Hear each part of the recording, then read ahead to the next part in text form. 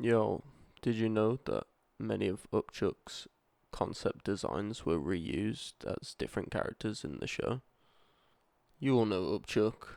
He was one of the additional aliens in the classic series, and he was introduced in the 11th episode of the third season of the classic series in the Visitor.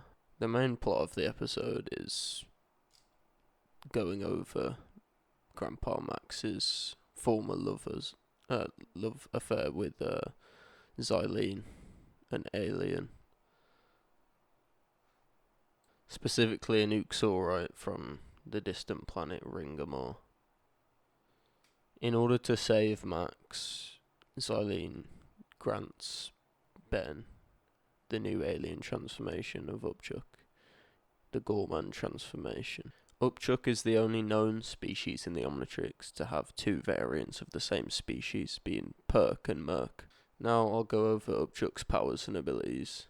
He has 3 very strong adhesive tongues that can stretch to great lengths, allowing them to latch onto large objects. Upchuck can then reel whatever he catches in his tongues in. His mouth can stretch wider in order to let these objects in as well, which means that he can even swallow objects that are larger than his body. The Gorman species share a trans-space bladder dimension, where Gormans store everything they eat. Upchuck can turn the objects he eats into green projectiles of energy, which are explosive as well. That's the basic gist of his powers anyway. Character designer Tom Perkins had lots of ideas for an energy spitting out what he eats transformation, and had lots of different ideas for what that could be in the early stages of development. First, let's go over Zact. Zact was a gladiator who first appeared in the Omniverse episode Special Delivery as one of Siphon's Undertown auction patrons. He was seen again in No Honor Among Bros. He was participating at the Golden Fist tournament in Undertown and was defeated by Dubba. One of the early designs for Upchuck was actually repurposed into a different alien, being Arctiguana, which you guys probably know. First seen in the episode Ben 10,000, in which Ben 10,000 freezes Vilgax underwater using Arctiguana's ice powers. Arctiguana is capable of breathing ice out of his mouth, which can either be a long-range ray or an icy breath wind. He can encase targets completely in ice using just his breath. He can also freeze large bodies of water with his ice breath. Another one of Upchuck's early designs was repurposed into another one of Ben 10,000's aliens, and that's Spitter, which is also a transformation that Ben 10,000 gives to his son Ken.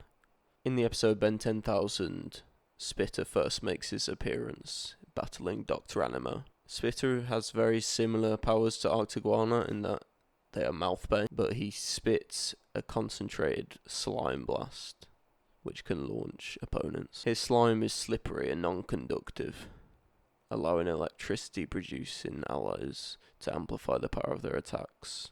You can probably see a pattern by now that most of these were used in Ben 10,000, and that takes us on to the next one.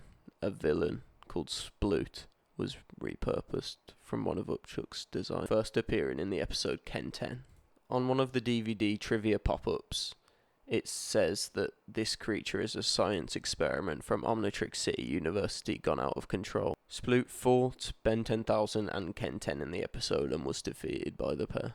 Sploot is seen to be able to stretch his limbs to near unlimited length. He also has superhuman strength and can shoot his slime as projectile. The final repurposed design, and one of my favourites, is Mott Skritnep, which is funny because it's Tom Perkins backwards.